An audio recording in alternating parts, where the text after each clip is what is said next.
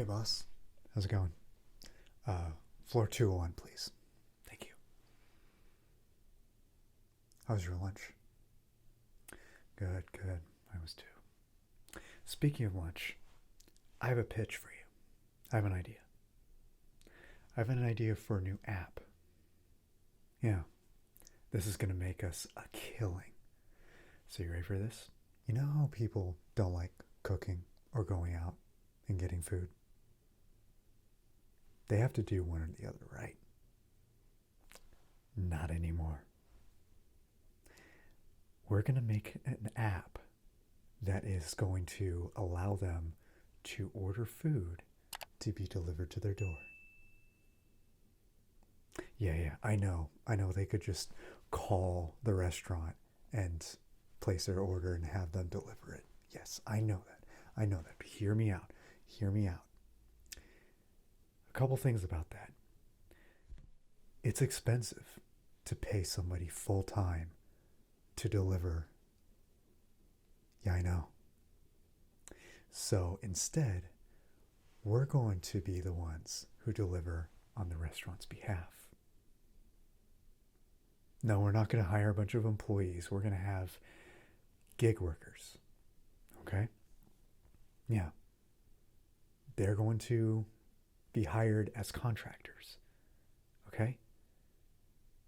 Yeah. They're going to be their own bosses, essentially. Essentially. We'll still be in charge. We'll still make all the rules. They still have to do all the things, but they are going to be, legally speaking, contractors. We're not going to have certain shifts. We're not going to require them to be on the clock at certain times. Yeah. That way we can pay them pretty much whatever they want. They're going to make money off of tips because we live in North America. People have to tip. Gotta tip your servers. Gotta tip your delivery people. So that's how we get around it, okay? Now, this is the best part. We are going to have every single restaurant participate in this, except a few may refuse, but trust me, within a year or so, as this starts to catch on, restaurants that don't sign up for this service are going to fall way behind because this is going to catch on really quick. I heard rumors that a certain virus may take over the world, and if that happens, people are going to have to stay inside and they're going to have to do delivery, and that's where we come in. They're not going to want to go outside and go get their food because they might get sick. Hell, it might not even be legal at that point. So yeah, that's how we cash in. And we're going to charge these restaurants a lot of money to use our service. And that may be a detractor at first, yeah, but pretty soon they're going to have no choice because that's what everybody's going to use. Because trust me, plenty of people are not going to want to get up from their seat, take time out of their day, get in their car, turn on the car, drive 10-20 minutes to the restaurant, pick up the food, come back, and plus a lot of these people are, doing the 420 thing.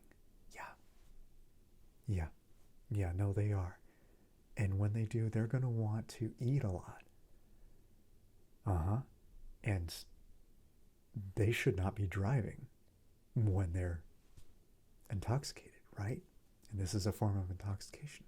So that's where we come in. Another reason why this is going to work. Okay? Yeah. So they are going to order a bunch of food through us. And that's how they get it. And then they chow down. And we are going to charge them double. Because we're going to charge the restaurants a hefty fee to use our service. And to cover that, the restaurant has to charge them double.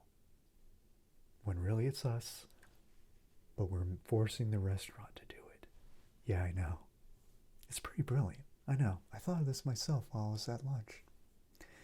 Something in that salad I had must have given me so much brain power because I'm not even done. I'm not even done. We're also going to attach a bunch of fees. We're essentially going to be the ticket master of food. Yeah. Yep. And because of that, there's going to be a service fee, a delivery fee, a convenience fee, a because I said so fee, and a you could have got it yourself fee, and a because I feel like it fee, and an existence fee. We are going to charge them money for existing on the same planet as us because we own them. Yeah. Yep. I project that this business model is going to earn us $11 billion a quarter. $11 billion a quarter. You could take it to our shareholders. If we don't make $11 billion this quarter, when we're starting out and starting to build up, forget when we're well established with this business model, but when we're starting, we're going to get $11 billion.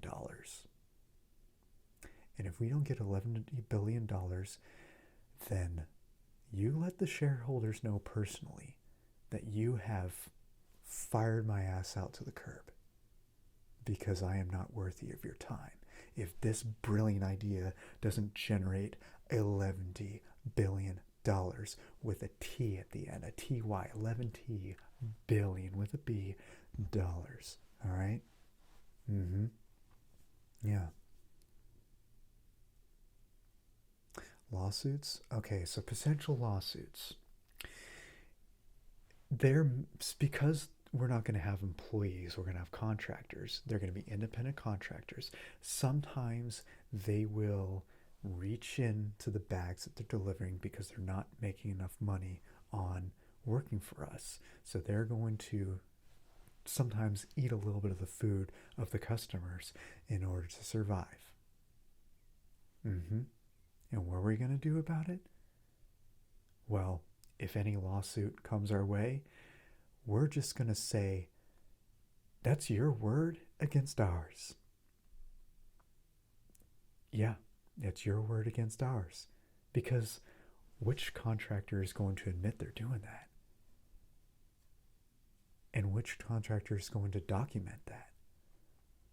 Unless they're rich like us and they're doing this for fun for whatever reason, and they are basically being Paris and Nikki Hilton in The Simple Life and deciding to be influencers that way. It may happen, but if they do it, it's on them. Because remember what I said? They're not our employees. They are their own bosses. So if they do something like that, it's not our problem. We still make a killing. We still make $11 billion and more.